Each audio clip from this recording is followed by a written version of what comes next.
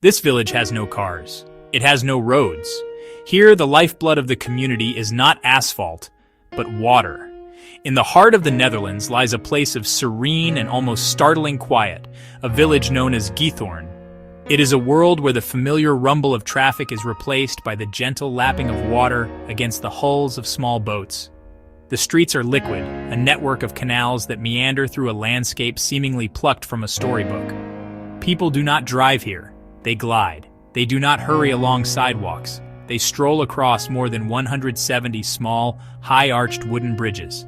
Imagine a place where the loudest sound is the call of a moorhen or the soft dip of an oar breaking the water's surface.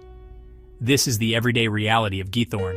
The air is clean, free from the exhaust fumes that plague our modern cities.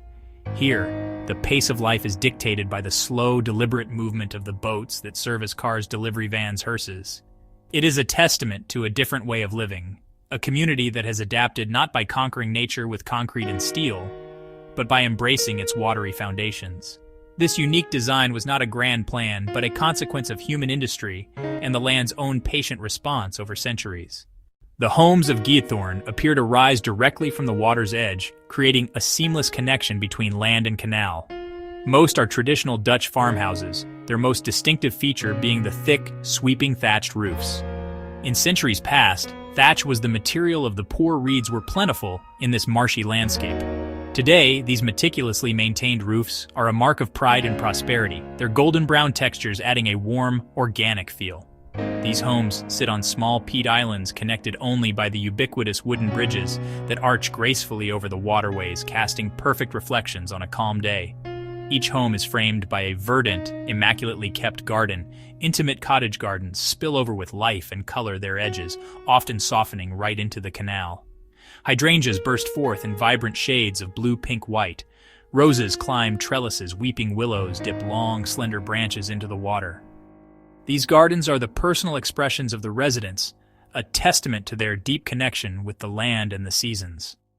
They form a continuous green ribbon that weaves through the entire village, making a boat journey feel like a gentle glide through a botanical wonderland where every home has a waterfront view.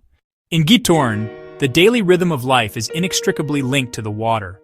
The morning begins not with the roar of rush hour, but with the quiet departure of boats. The postman makes his rounds in a specially designed vessel, delivering letters parcels to waterside mailboxes. Tradespeople arrive in punts loaded with tools and materials, poling their way to a house in need of repair. Even the weekly garbage collection is done by boat. This reliance on water fosters a unique sense of community and interdependence, as neighbors must navigate shared spaces with care and consideration, a slow-motion ballet of daily chores performed on a liquid stage. For the visitor, experiencing this rhythm is the essence of a trip to Giethoorn. The most popular activity is to rent a boat and become, for a few hours, a part of this gentle traffic. Renting a whisper boat is remarkably simple. With a brief lesson, even a novice can navigate the main canals. Following the marked routes, one can explore the heart of the old village, passing under bridges and alongside picturesque farmhouses. To truly understand Giethoorn is to understand its origins in the peat. The name itself, Giethoorn, translates to goat horn, a reference to the hundreds of wild goat horns discovered by the first settlers in the marshland, believed to be the remnants of a 10th century flood. But it was the harvesting of peat, the brown gold of the Netherlands, that would physically shape its destiny. For centuries, this was arduous work.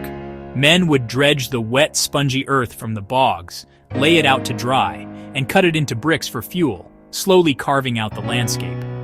This history is not just a footnote. It is alive and visible everywhere you look.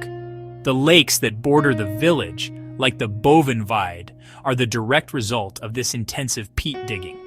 Where the excavations were too wide and deep, the thin strips of land left between them were washed away by storms, merging smaller pools into larger bodies of water.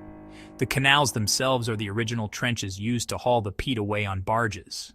If you plan to answer the call of this tranquil village, a little foresight can greatly enhance your experience. Giethoorn's popularity means that it can become quite busy, especially on summer weekends. To capture its most serene character, consider visiting on a weekday during the shoulder season of late spring, during the shoulder season of late autumn. Arriving early in the morning is another excellent strategy. In the soft morning light, before the main rush of day trippers, the canals are at their most magical. You will feel as if you have the entire village to yourself, sharing the waterways only with the locals and the waking waterfowl. Comfortable walking shoes are essential for exploring the paths and bridges. Giethoorn offers a rare opportunity in our fast-paced world, a chance to genuinely slow down and connect with a simpler, more peaceful way of life. It is a place that reminds us of the beauty that can arise from a harmonious relationship with our environment. We hope you have the chance to experience it. If you enjoyed this journey to the watery heart of Holland, please consider showing your support. Like this video and subscribe for more explorations of our planet's most remarkable places.